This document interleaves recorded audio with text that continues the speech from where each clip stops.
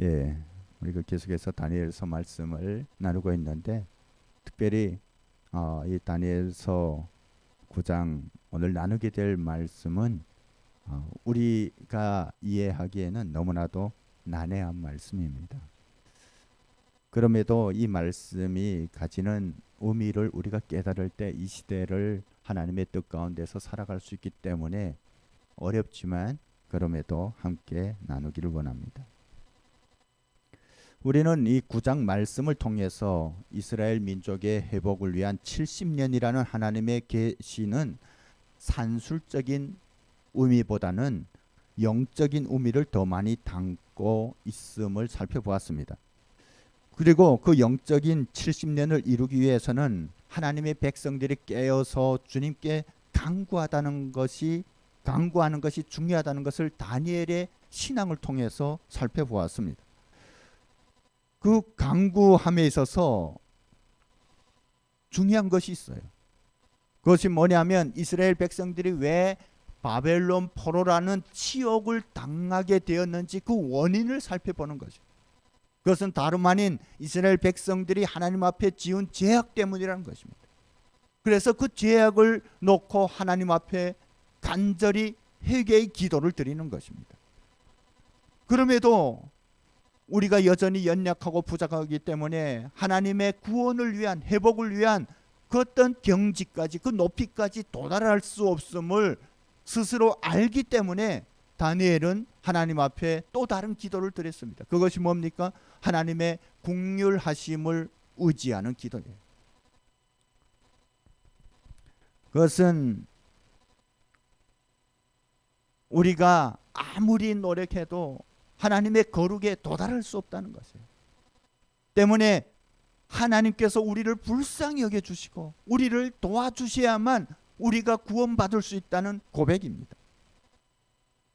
그래서 이 다니엘은 자기 민족을 위해서 마음을 찢고 회개하면서 하나님의 긍휼을 구하면서 간절히 기도했습니다. 그렇게 솔직하게 자기의 연약함을 드러내고 하나님의 은혜와 긍휼을 구하는 그와 같이 낮고 겸손한 자세를 하나님께서 기뻐하신다는 것이에요.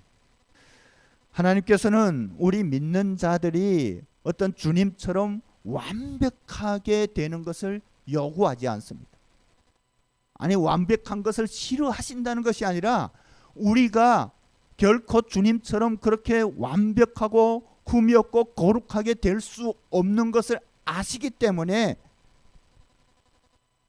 그것을 그렇게 요구하지 않는다는 것이죠. 여러분, 그런 기준에 따라서 우리가 구원을 받게 된다면 이 땅 가운데 구원받을 사람은 단 한 사람도 없을 것이에요.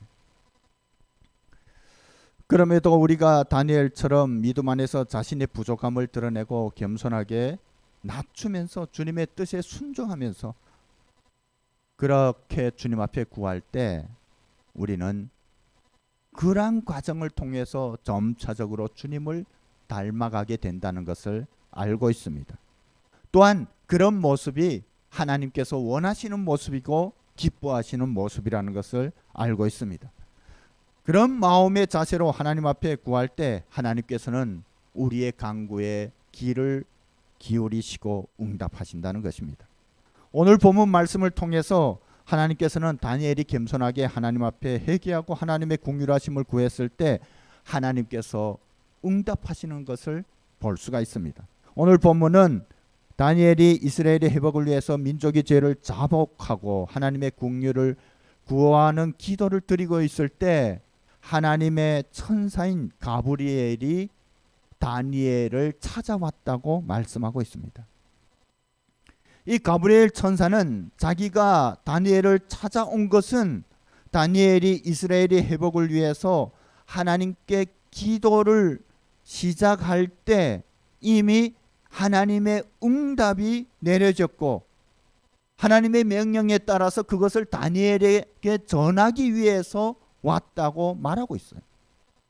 여러분, 좀 뭔가 이상하지 않아요? 순서가 바뀐 것 같아요.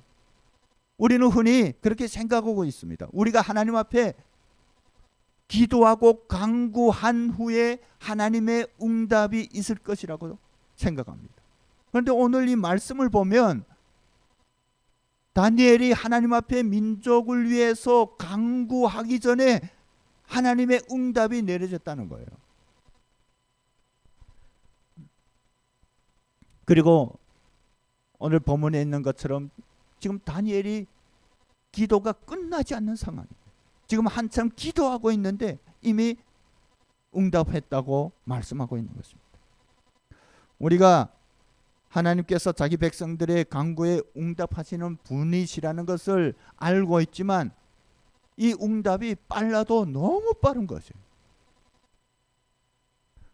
여러분, 이것은 마치 우리가 음식 먹으러 식당에 가서 음식을 주문하려고 하는데 먼저 주문한 음식이 나오는 것과 마찬가지입니다. 여러분, 그런 일은 없어요. 그런데 그 나온 음식이 우리가 시키려고 했던, 주문하려고 했던 그 음식과 똑같은 거예요.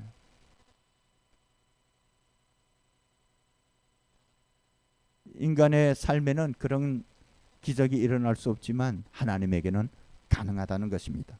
왜냐하면 하나님은 우리의 마음의 중심을 보시는 분이시기 때문입니다. 때문에 내가 어떤 생각을 하고 있는지, 무엇을 원하는지 하나님께서는 구체적으로 알고 계신다는 것입니다. 다니엘이 하나님 앞에 간구하려고 금식하고 베옷을 입고 죄를 덮어쓰고 기도를 드리려고 할 때 하나님께서는 이미 다니엘이 하나님 앞에 무엇을 구하려는지, 어떤 간구를 드리려고 하는지 다 알고 계시고 응답하셨다는 거예요. 이러한 응답은 다윗도 경험했다고 시편에서 고백하고 있습니다. 시편 138편 3절 말씀입니다. 한번 함께 읽어볼까요? 내가 간구하는 날에 주께서 응답하시고 내 영혼에 힘을 주어 나를 강하게 하셨나이다. 내가 간구하는 날에, 지금 간구할 때에 하나님께서 이미 응답하셨다는 거예요. 하나님께서는 하나님 백성들의 신실한 간구에 빠르고 정확하게 응답하시는 분이십니다.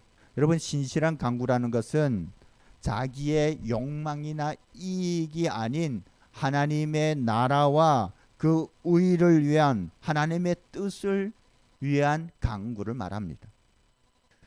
우리가 하나님의 뜻을 위해서 간구할 때 하나님께서 이미 응답하셨음을 믿으시기 바랍니다. 우리가 아직은 잘 느끼지 못하지만, 아직은 응답이 이루어지지 않았다고 생각할 수 있지만 하나님께서는 이미 응답하셨다는 거예요. 그런데 왜 그것을 우리가 느끼지 못할까요? 하나님의 응답은 이루어졌지만 그것을 이루는 하나님의 때가 있다는 것이에요.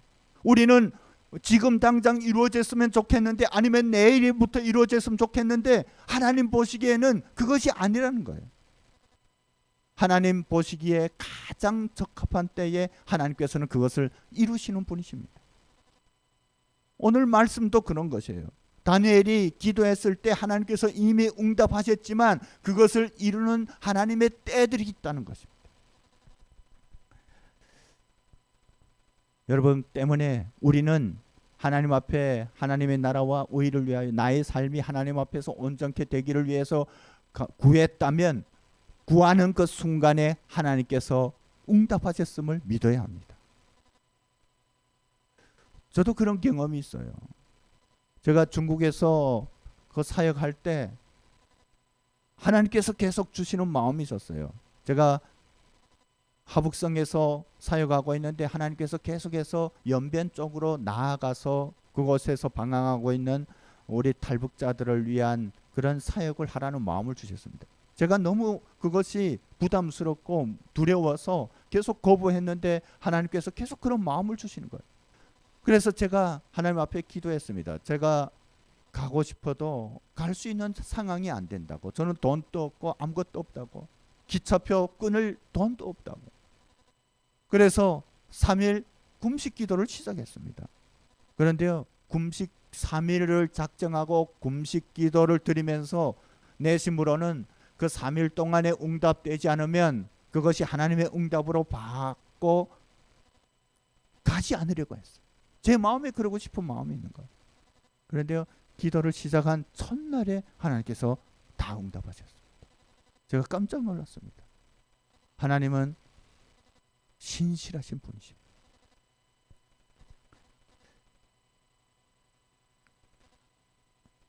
우리 하나님은 신실하시기 때문에 하나님의 뜻에 합당한 기도에 응답하실 뿐만 아니라 그와 같은 마음으로 주님을 의지하는 자들을 사랑하시는 분이십니다. 이 가브리엘 천사는 다니엘에게 너는 하나님의 크신 은총을 입은 사람이라고 말합니다. 저는 이 말씀을 읽으면서 하나님의 은총을 입은 다니엘과 지금 우리 믿는 자들을 하늘의 천사들도 부러워한다는 그런 느낌을 받았어요. 우리가 부르고 있는 찬송가 가사에 그런 게 있지 않습니까? 주 내게 부탁하신 일 천사도 훈무하게. 여러분, 이제 우리가 주님 앞에 서게 됐을 때 우리는 천사들을 부리는 종으로 그렇게 사용하게 된다는 거예요. 그러니까 천사들도 지금 우리가 비록 천사들의 어떤 신분이나 지위를 부러워할 수 있지만 이제 우리가 구원의 완성을 경험하는 그때에는 천사들이 우리를 부러워한다. 아니, 이미 우리가 하나님의 백성으로 부름받은 이 지금 천사도 우리를 흠모하고 부러워한다는 거예요.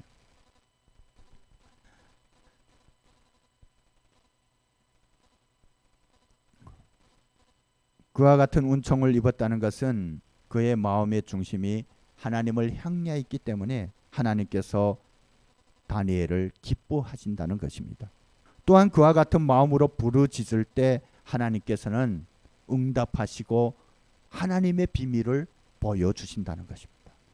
예레미야서 33장 3절 말씀을 함께 읽어보겠습니다. 시작. 너는 내게 부르짖으라. 내가 내게 응답하겠고 내가 알지 못하는 크고 은밀한 일을 내게 보이리라.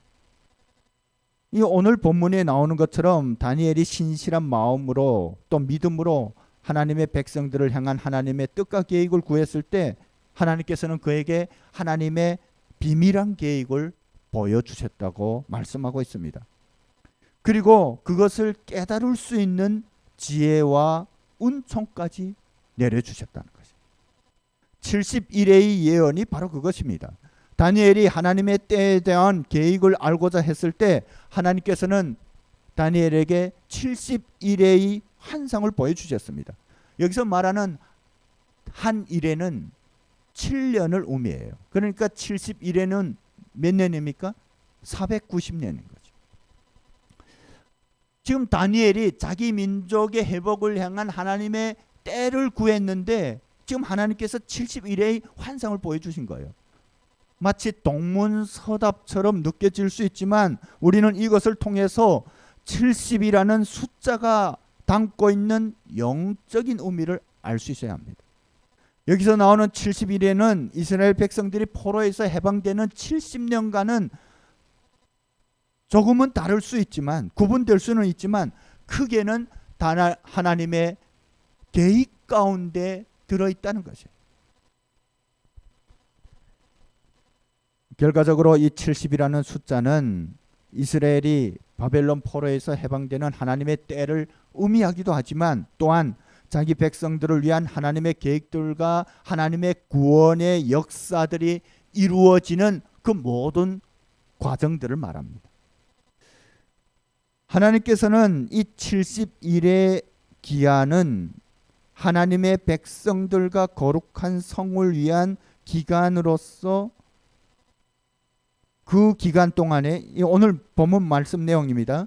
죄악이 그치고 죄를 영원히 용서받으며 또한 영원한 의의가 드러나고 환상과 예언이 이루어져 높고 거룩한 분이 기름 부음을 받게 될 것이라고 말씀합니다. 이 71회의 예언의 내용이 그것이라는 것이에요. 그것에 대해서 흔히 이스라엘 백성들의 포로 귀환과 성전 재건 그리고 그리스도의 초림과 그리고 그 이후에 성전 파괴 그리고 또 주님의 재림에 이르는 그 모든 기간, 마지막 때 요한계시록에서 나오는 7년 대환란 이후에 주님의 다시 오심이 이루어지는 그 모든 기간을 의미한다고 보고 있습니다. 이 24절을 보면 6가지의 항목을 언급하고 있어요. 처음 3가지는 죄의 용서에 관한 것이고 다음 3가지는 의의 회복에 관한 것입니다. 근데 이 죄의 용서에 관한 것은 예수님께서 이 땅에 오시어 우리의 모든 죄를 대신 지시고 십자가에 달리심으로 인해서 그것이 다 성취되었어요. 그리고 그 다음 의의 회복에 관계되는 것은 예수님께서 하나님의 구원의 역사를 이루시기 위해서 이 땅에 인간의 몸을 입고 오시어 하나님 나라가 시작되고 이제 주님의 재림으로 인해서 그것이 완성될 것에 대한 비밀을 말한 것입니다. 그런데 이 25절부터 27절까지의 말씀을 보면 이 70일회가 다시 7일회와 62일회 한 일회로 구분되는 것을 볼 수가 있습니다. 이것에 대한 여러 가지 견해들이 있어요. 한번 PPT를 보실까요? 이 첫 번째 견해입니다. 이 첫 번째 도표에서 보면 이 예레미야 70년 포로 예언부터 이 고레스 칙령에 따라서 귀환한 사람들에 의해서 이 에스라 귀환했을 때까지 한 7일회로 보는 거예요. 7일회면 77에 49년이죠. 그리고 그때부터 예수님께서 오셔서 공생애를 시작할 때까지 62일회로 보고 있습니다. 그리고 나머지 한 일회는 예수님께서 공생애를 시작하시고 십자가에 매달려 죽으시고 부활하시고 승천하신 후에 AD 70년에 로마 장군 디도에 의해서 예루살렘이 멸망하고 예루살렘 성전이 회파할 때까지 한 일회를 보고 있어요. 그다음 두 번째 견해입니다. 다음 PPT.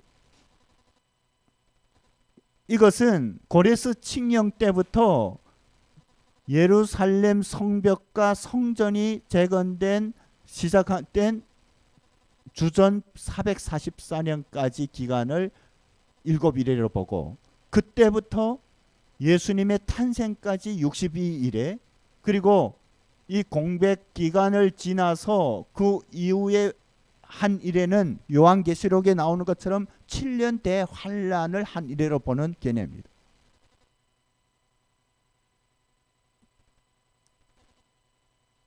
이 밖에 또 다른 견해들도 많이 있습니다. 여기서 일일이 다 살펴볼 필요는 없지만 우리는 이 가운데서 어느 견해가 가장 정확한 주장인지 알지 못합니다. 우리가 71회의 예언에 나오는 숫자가 나타내는 기간을 정확하게 계산하려고 애쓸 필요가 없다는 것이에요. 왜냐하면 이 숫자들은 상징적이고 묵시적인 숫자이기 때문에 그렇습니다. 때문에 그것을 산술적으로 밝히려고 애쓸수록 우리가 미궁에 빠질 수 있다는 것이에요. 그리고 이상하게 해석될 수도 있습니다. 가장 중요한 것은 너무 이런 숫자에 우리가 집착하고 그것을 밝히려고 하다간 이 예언이 주고 있는 본질을 놓칠 수 있다는 것입니다. 그래서 성경에서 이렇게 하나님께서는 우리에게 교훈을 주고 있습니다. 베드로후서 1장 20절 21절 말씀입니다. 한번 읽어볼까요? 먼저 알 것은 성경의 모든 예언은 사사로이 풀 것이 아니니 예언은 언제든지 사람의 뜻으로 낸 것이 아니요 오직 성령의 감동하심을 받은 사람들이 하나님께 받아 말한 것임이라. 여러분, 이 성경 말씀이 뜻하는 것은 하나님의 계시의 비밀을 인간적인 방법이나 사사로운 감정으로 경솔하게 풀려고 해서는 안 된다는 것이에요. 왜냐하면 성경에 나오는 이와 같은 예언과 환상들은 이 인간의 생각으로 쓴 것이 아니라는 것이에요. 하나님께서 선택한 사람들이 성령의 감동으로 하나님께서 보여주신 것을 그대로 적은 것이란 것. 때문에 우리가 인간적인 지식이나 방법으로 이것을 해석하려는 지식이나 방법으로 이것을 해석하려고 해서는 안 된다는 것입니다.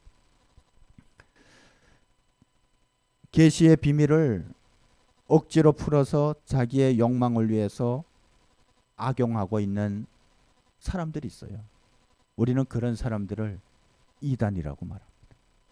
여러분, 이단 교주들이 이상하게 이런 하나님의 이 성경에서 말씀하신 환상들과 계시에 나오는 그 숫자들을 자기들만이 그 비밀을 안다고 그렇게 하면서 억지로 해석하면서 그것을 어디에 이용하냐면 자기의 욕망을 이루는데 이용하고 있습니다. 그렇게 하면서 마지막에는 스스로가 높아져서 자기가 재림주가 되고 하나님이라고까지 말하는 것이에요. 우리가 좀 전에 두 가지 개념에 대해서 살펴보았지만 실은 그것만으로도 우리의 머리가 복잡해지고 이해하기도 어렵습니다. 기억할 수도 없어요. 그런데 제가 이 PPT로 두 개념에 대해서 보여드린 것은 여러분들이 어느 개념가 더 옳은지 논쟁하거나 분석하라고 보여드린 것이 아닙니다. 그리고 그 두 개념 중에 어느 한쪽을 선택하라고 보여준 것은 더욱 아닙니다. 어쩌면 이 71회에 관한 이 두 견해뿐 아니라 모든 견해 중에서 그 견해 가운데서 주장하는 부분들이 다 포함되어 있을 수도 있다는 것입니다. 왜냐하면 이 71회에 관한 환상은 하나님의 계획과 하나님의 계획의 때에 관한 하나님의 묵시적인 표현이기 때문에 그렇습니다. 거기에는 하나님께서 이루실 구원의 역사와 계획에 대한 내용들이 포괄적으로 들어 있습니다. 우리가 이 말씀을 통해서 알아야 할 것은 숫자나 기간에 대한 구체적인 분석이 아닙니다. 다만 이 예언의 말씀을 통해서 우리가 깨달아야 될 중요한 것이 있다는 것이에요. 그것은 뭐냐면 하나님의 역사에는 때가 있다는 것이에요. 하나님께서는 하나님의 역사를 이루심에 있어서 기한을 정해 놓으시고 그 때가 이르면 반드시 그것을 이루시는 분이시라는 것입니다. 우리 민족을 향한 하나님의 역사에도 때가 있다는 것이에요. 하나님의 때가 되면 하나님의 역사들은 반드시 이루어진다는 것입니다. 우리의 안목으로는 그 때를 분명히 구분할 수 없습니다. 오늘 이 말씀에 나오는 70일에가 다시 7일에와 62일에 한 일회로 구분되는 것을 통해서 이 각각의 기한들이 있고 또 그 기한들의 하나님의 이루실 역사들이 다르게 나타나는 것을 통해서 우리가 알 수 있는 것은 하나님의 그 구원의 계획은 구체적인 것이라. 그 하나님의 기한은 구체적으로 준비되어 있다는 것입니다. 그리고 그 기한이 끝나면 하나님의 역사들은 반드시 이루어진다는 것을 우리는 분명히 알아야 합니다.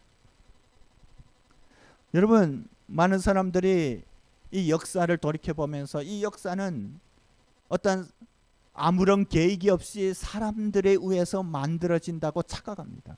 하지만 오늘 이 말씀을 통해서 우리가 분명히 알 수 있는 것은 인류의 모든 역사마저도 하나님의 계획 가운데 이루어진 것이라는 것이에요. 하나님의 구체적인 계획에 따라서 일사불란하게 흘러간다는 것을 우리는 알아야 합니다. 또한 하나님의 때와 계획은 반드시 이루어지지만 그 과정 가운데 우리가 감당해야 될 것들이 있다는 것을 오늘 이 환상을 통해서 주님께서는 말씀하고 있습니다. 그것은 다니엘처럼 하나님만을 의지하고 순종하는 것입니다. 또한 우리에게 맡겨주신 사명인 하나님의 나라를 위해서 우리가 간구해야 한다는 것입니다. 다니엘처럼 우리도 민족의 회복을 위해서 하나님의 긍휼에 의지해서 간구할 수 있어야 한다는 것입니다. 그리고 우리가 어느 정도 직감할 수 있는 것처럼 분명히 마지막 때가 가까이 오고 있다는 것이에요.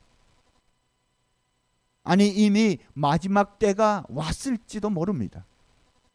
왜냐하면 마지막 그 한 일의 기간 동안에 우리 믿는 자들을 향한 더 큰 고난과 핍박이 있음을 오늘 이 한상을 통해서 하나님께서는 우리에게 말씀하고 있기 때문에,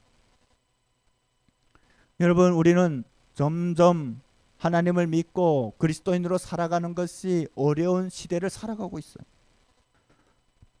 우리는 그러한 상황들을 보면서 하나님께서 때로는 너무 무기력하게 느껴지고 하나님의 계획이 실패하시는 것이 아닌가라고 착각하고 오해할 수도 있지만, 오히려 이 말씀을 통해서 우리 믿는 자들에게 고난과 핍박이 오게 된다면 오히려 하나님의 구원의 완성의 때가 가까이 왔음을 알 수 있어야 한다는 것이에요.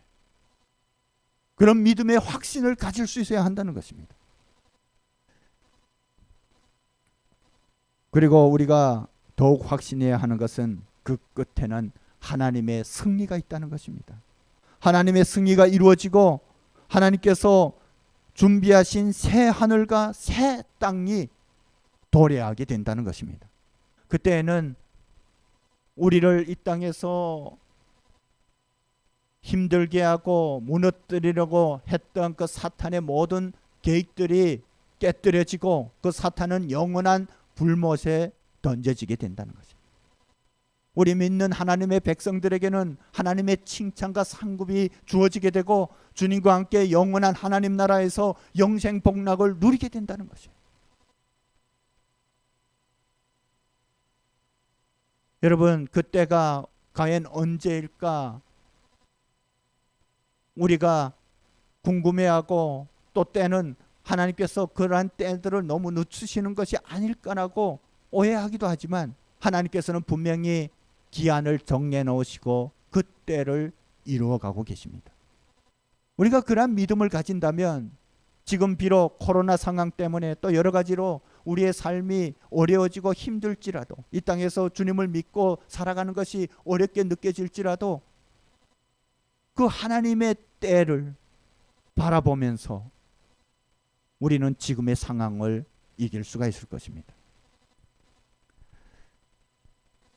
오늘 이 말씀을 통해서 우리는 하나님의 그 완전한 승리의 때를 우리가 기대하면서 그 때가 가까이 다가오고 있다는 것을 확신하면서 이제 우리에게 내려질 하나님의 그 칭찬과 상급들을 또한 기대하면서 하루하루 주님과 함께 동행하며 승리하며 살아갈 수 있었으면 좋겠습니다. 그런 믿음으로 승리하시는 여러분과 저가 되기를 주님의 이름으로 축복합니다.